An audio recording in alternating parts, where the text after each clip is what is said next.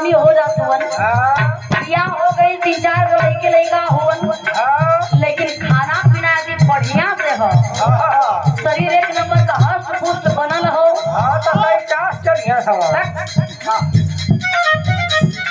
Personality यदि बढ़िया बा तो बढ़िया से बाल और झाड़ के बाल पक जाता डाई लगा के,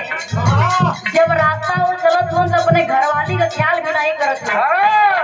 सोचत हुन कि यदि हमार उमरिए कितना हमेशा देखा जैसे हमारे श्री राम भाई उन ढोलक पर संगत करत हुन कि नाती वाला हो गल हो, लेकिन यो बेचारो अपने के 20 साल का समझे लगे,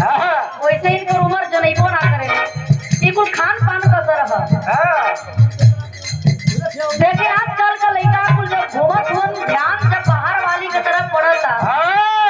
देख के कहत हुन कि आपन वाली तो रोज के बिया, लेकिन जो हाई बाहर वाली हो एकर कोनो जवाब नहीं है। बाल बढ़िया थे कहिया लगी ओके कही हां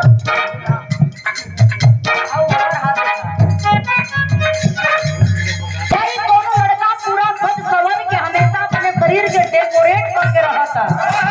और लड़का एकदम प्रमोद जैसा रहो गई, इन्हों के तो नाम घरे के नाम नहीं लेता, एकदम हमेशा यो तैयारी में रहत हो, झाड़े वाली दवाई ले लेता।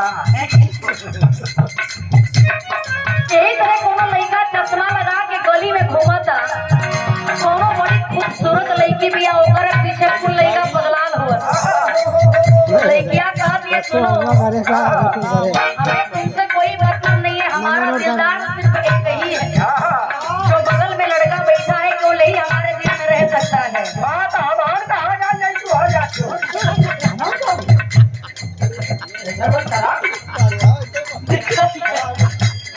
पागल लोग बैठल भये भाई, अरे हम वो लड़की का बात करत है,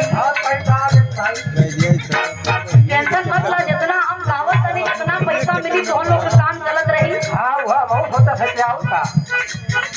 लड़कियां कहत ये लड़का के देख के का कहे, ये कहे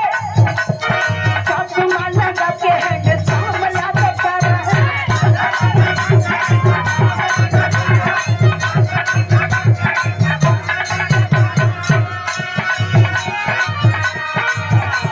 राम भैया द्वारा बेट मजा नहीं देता, देखा भैया पर बेटे है